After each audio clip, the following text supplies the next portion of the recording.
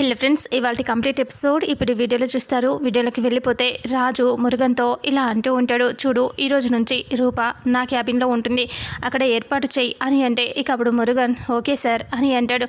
ఇక అప్పుడే మురుగన్కి ఫోన్ వస్తుంది. ఫోన్ రావడంతో అవునా అవునా అయితే ఓకే అని అంటూ ఫోన్ పెట్టేస్తాడు. ఏంటి మురుగన్ ఏం జరిగింది అని అంటూ రాజు అనగానే దుబాయ్ నుంచి మన CEO వస్తున్నారంట అని అంటూ చెప్పేసరికి ఒక్కసారిగా రాజు ఇలా అంటూ ఉంటాడు, అవునా దుబాయ్లో CEO ఉంటారు అని తెలుసు, కానీ ఎవరు ఏంటి అసలు వివరాలు ఏంటి తెలియదు అని అంటూ రాజు అంటాడు. ఇక అప్పుడే మురుగన్ అంటాడు, నేరుగా ఇక్కడికే వస్తున్నారంట బాస్, పదండి అని అంటూ ఉండగానే రాజు అయితే సరే వచ్చి వెయిట్ చేస్తారేమో పదండి అనేసి అందరూ ఒక్కసారిగా బయటికి వస్తారు.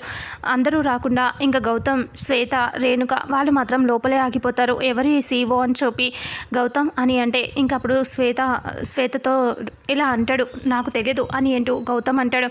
ఇక అప్పుడే రాజు, రూప ఇద్దరు బయటికి వస్తారు.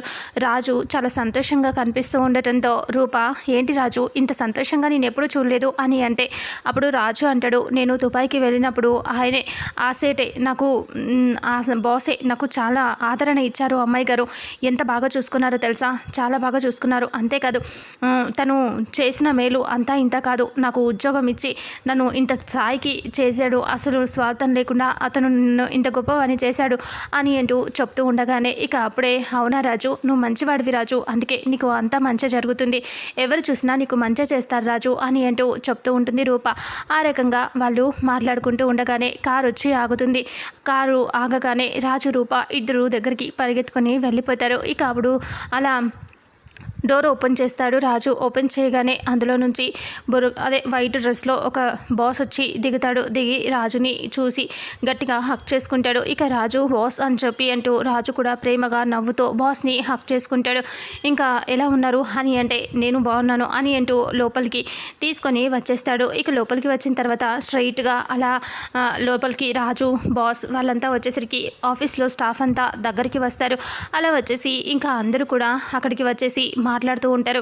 ఇక అంతలో బాస్ ఇలా అంటూ ఉంటాడు, ఏంటి ఇక్కడ వీళ్ళంతా ఎవరు రాజు అని అంటూ ఉండగానే ఇక అప్పుడు హాయ్ ఐఎమ్ గౌతమ్ అని అంటూ షేక్ హ్యాండ్ ఇస్తాడు.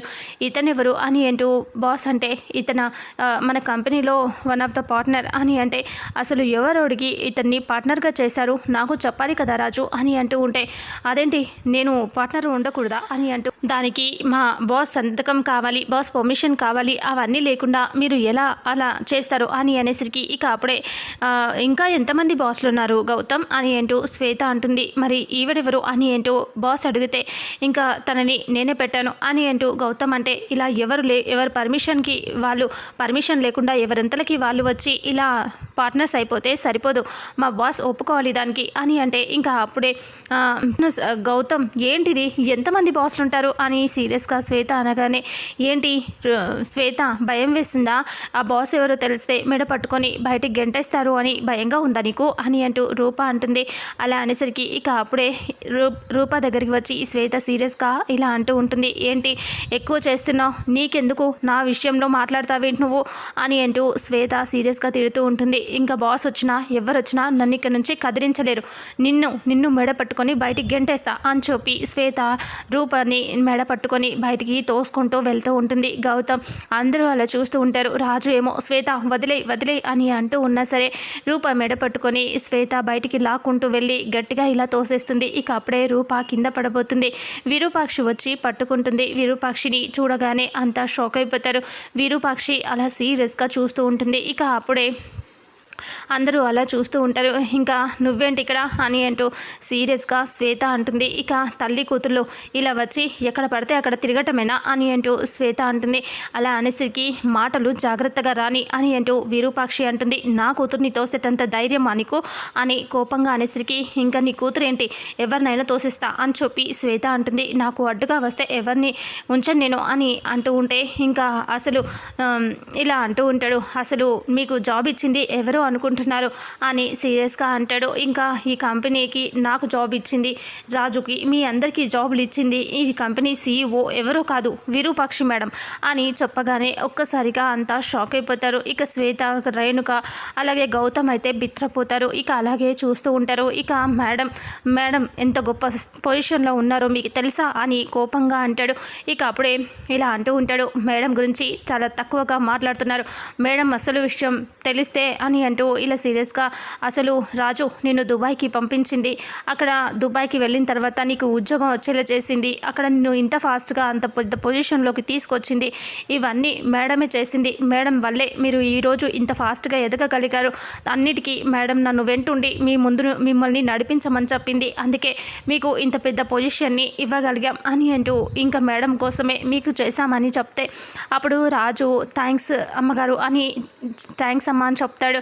ఇక అప్పుడే విరూపాక్షి ఇలా అంటూ ఉంటుంది, నా కూతుర్ని ఇక్కడ అవమానిస్తున్నారని తెలిసి ఈరోజు నేను ఎంటర్ అయ్యాను, అంతేకాదు నా కూతురి కోసం ఇన్ని రోజులు అజ్ఞాతంలో కనిపించకుండా ఉన్నాను, కానీ ఈరోజే మొత్తం అంతా బాధ్యతలు అప్పగించడానికి వచ్చాను, ఇక్కడ ఎవరు ఉండాలి ఎవరు ఊడాలి అన్నది అంతా నా చేతుల్లో ఉంది అని అంటూ విరూపాక్షి అంటుంది. ఇక అప్పుడే గౌతమ్, శ్వేత, రేణుక అంతా షాకింగ్గా చూస్తూ ఉండిపోతారు. అప్పుడే వాళ్ళంతా సైలెంట్ అయిపోతారు. ఇక అప్పుడు విరూపాక్షి ఇలా చూస్తూ ఉంటే ఇంకా వాళ్ళ బాస్ ఇలా అంటాడు, ఇక్కడ ప్రెస్ మీట్ కూడా ఈరోజు అందుకే ఏర్పాటు చేసింది అని అంటూ లోపలికి ఫాస్ట్గా వచ్చేస్తుంది. రాజు ఇక్కడ ఎవరి అనుమతి ఉండాలి, తీసుకోవాలి అంటే వీళ్ళందరినీ ఎందుకు ఇక్కడ తీసుకున్నారు అని సీరియస్గా లోపలికి వెళ్తూ ఉంటుంది. అమ్మ రూప రా అని చెప్పి రూపని తీసుకొని లోపలికి వెళ్తుంది. ఇక ప్రెస్ మీట్ కూడా ఏర్పాటు చేస్తారు. ఇక లోపల చైర్లో కూర్చుంటుంది విరూపాక్షి. అక్కడ చైర్లో కూర్చునేసరికి అందరూ ఫోటోలు, మీడియా అంతా వచ్చేస్తారు. అందరూ ఫొటోస్, వీడియోస్ తీస్తూ ఉంటారు. విరూపాక్షి ఇలా అంటూ ఉంటుంది, నా కూతురికి ఇంకా గౌతమ్ అంతకుముందే ఏర్పాటు చేసేస్తాడు, శ్వేతతో రేణుకతో చెప్తాడు, ఈ ప్రెస్ మీట్ అవ్వకముందే వీళ్ళతో మాట్లాడతాడు, ఈ ప్రెస్ మీట్ ఎలాగైనా సూర్య అంకుల్ చూసేలా చేయండి అని చెప్తాడు గౌతమ్. అలాగే సూర్యప్రతాప్ వాళ్ళు ఇంట్లో ఉంటారు. ఇక రేణుక, శ్వేత వీళ్ళు ప్లాన్ చేసుకుంటారు, మనం కలిసిపోయి ఉండాలి, కలిసిమెలిసి చేసుకోవాలి అని అంటే అసలు ఈ విరూపాక్షి ఎప్పుడు CEO అయింది, అసలు దుబాయ్కి ఎప్పుడు వెళ్ళింది, ఇదంతా ఎప్పుడు జరిగింది అసలు అని శ్వేత అంటూ ఉంటుంది. ఇక అప్పుడే రేణుక ఇలా అంటుంది, జరుగుంటుందిలే, అందుకేనా రాజుని ఇక్కడ నుంచి దుబాయ్ పంపించింది, నాకు కాకుండా చేసింది అని కోపంగా అంటూ ఉంటుంది. ఇక అప్పుడే నిన్ను రాజుకి అక్కడ దుబాయ్ వెళ్ళి రాజు డబ్బులు సంపాదించి వచ్చాక మా ముత్యాలు అత్తయ్య అంతకుముందు నాకిచ్చి పెళ్లి చేస్తానని వెంటపడేది, అలాంటిది తర్వాత ఆస్తి సంపాదించుకొని వచ్చాడు కదా అని నీకు ఇచ్చి పెళ్లి చేయలేదా అని అంటూ సీరియస్గా అంటుంది. అప్పుడు శ్వేత అంటుంది, అయ్యిందేదో అయిపోయింది, ఇప్పుడు నీకు కాలేదు నాకు కాలేదు, ఎందుకు గొడవ అని అంటే గౌతమ్ అంటాడు, మనం ముగ్గురం ఐక్యమత్యంగా ఉండి మనం వీళ్ళని ఓడించాలి, మనం ముగ్గురం కలిసి చేయాలి అంటే రేణుక తన మనసులో నాకు ఇది తప్ప ఇంకా వేరే గతేముంది అని అంటూ సీరియస్గా ఆలోచిస్తూ ఉంటుంది. ఇక రూపని అడ్డు తొలగిద్దామనుకున్నాం, కానీ రూపాయే ఇక్కడ మెయిన్ అయిపోయింది, ఇప్పుడు మనం ఏం చేయలేమా అని అంటే చూద్దాం ప్రెస్ మీట్లో ఏం జరుగుతుందో అనేసి అక్కడికి వచ్చేస్తారు.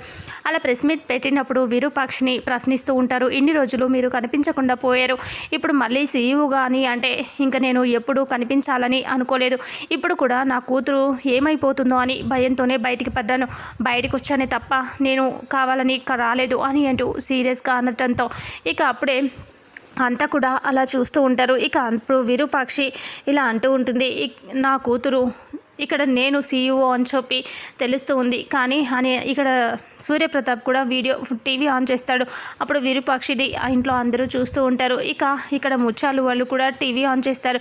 అప్పుడు విరూపాక్షి ఇలా అంటుంది, నా కూతురికి అన్యాయం జరగకూడదని నేను ఇన్ని రోజులు లోపల ఉన్నాను, ఇప్పుడు బయటకు వచ్చాను, ఇన్ని రోజులు నేను CEOగా ఉన్నాను, ఇప్పుడు నా కూతుర్ని CEOగా ఉంచుతున్నాను అని అంటూ విరూపాక్షి ఆ సీట్లో CEOగా కూర్చోబెడుతుంది. ఇక అప్పుడు బొకే ఇచ్చి కంగ్రాట్స్ చెప్తుంది, థ్యాంక్స్ అని చెప్పి ఇంకా రూప వాళ్ళ అమ్మని హక్ చేసుకుంటుంది. ఆ సీట్లో కూర్చొని హ్యాపీగా ఫీల్ అవుతూ ఉంటుంది. అదంతా చూసి సూర్యప్రతాప్ కోపంగా టీవీ ఆఫ్ చేస్తాడు.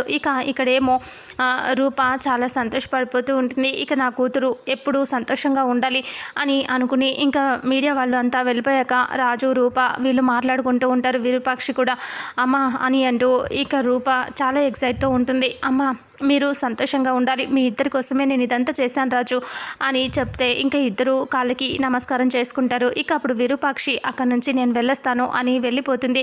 ఇక అప్పుడు రూప చాలా సంతోషంగా ఉంటుంది. ఇక్కడ సీఈఓ అయిపోయిందని గౌతమ్, రేణుక వీళ్ళు షాకింగ్లో ఉంటారు. ఇక్కడేమో సూర్యప్రతాప్ సీరియస్గా ఉంటాడు కదా. అయితే తమ్ముడు ఇప్పుడు చూసావా రూపని సీఈఓగా చేసింది రాజుగాడు, ఇంత పెద్దగా ఎదగటానికి విరూపాక్షే కారణమంట.